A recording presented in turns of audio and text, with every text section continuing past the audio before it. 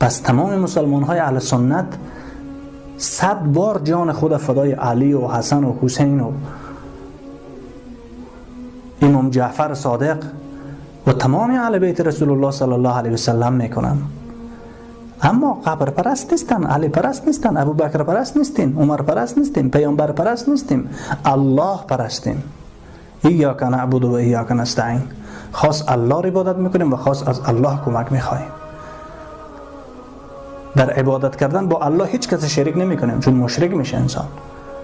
و در کمک خواستن، فرزند خواستن، اولاد خواستن، شفا خواستن، سلامتی خواستن، فتح و فتوحات پیروزی خواستن، از مرده ها طلب نمیکنیم. این حرام است و این شرک است. این بی‌اطمینانی به صفات الله است، بی‌یقینی به الله است. پس ما وقتی که زندگی نامه صحابه رضی الله عنهم اجمعین میخوانیم،